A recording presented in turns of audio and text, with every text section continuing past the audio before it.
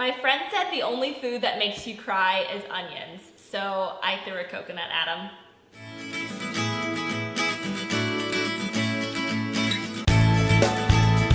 Hey guys, I'm Kelsey and I am back with my first recipe video. I want to thank all of you who watched and voted on the 5 favorite homemade snacks video. Everyone requested this coconut fluff recipe and I am so excited to make it for you because it is one of my favorites. It's something that I invented and I am very proud of, and everyone who's tried it really likes it. So I hope you like it too. It's super easy. You only need 3 ingredients and 1 optional ingredient. So let's get started.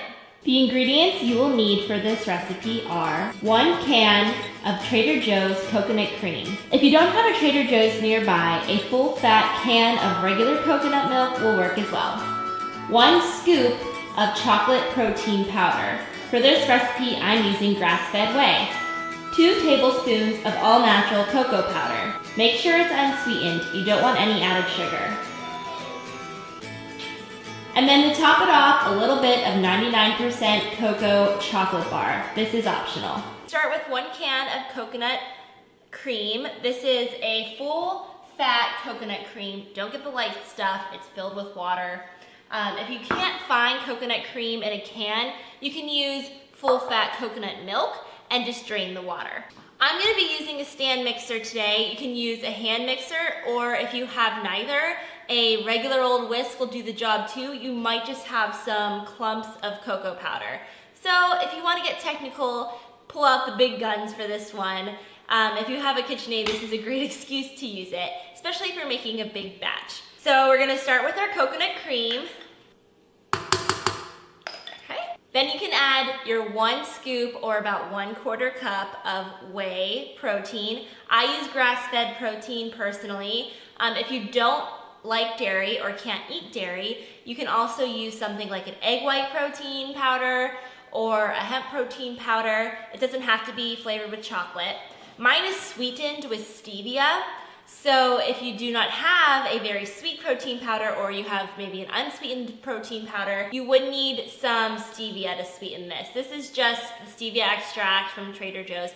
You can use liquid stevia or whatever stevia you have laying around. Xylitol would work too. I just prefer stevia. So your protein powder goes right in.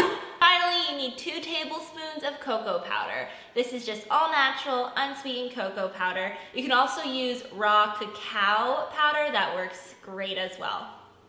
So once you have everything into your mixer or into your bowl, you can go ahead and whip it up.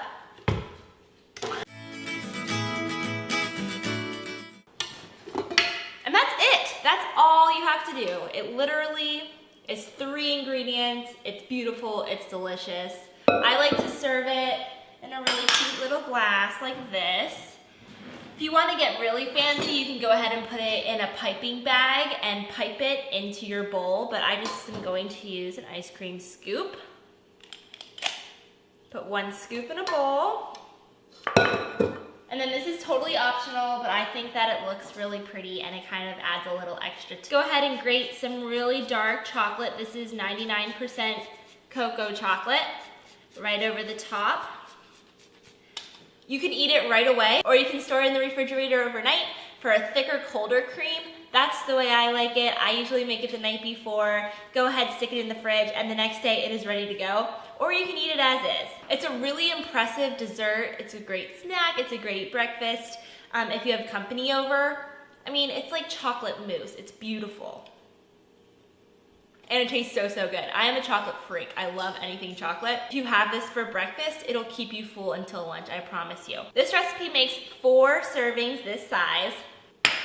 I hope you guys give this recipe a try. If you like this recipe, make sure you give this video a thumbs up. If you've seen my last video, 5 wholesome homemade snacks that I'll link up here, go ahead and tell me which recipe that you'd like to see next. Let me know if you guys make this in the comments below and how much you enjoy it. Also, if you make this, make sure you follow me on Instagram @CookingIsPun and take a picture of your recipe and send it to me on Instagram. I'd love to see all of your creations and what cool ways that you found to serve it. But that's all for this recipe, so I'll see you guys next time. Bye!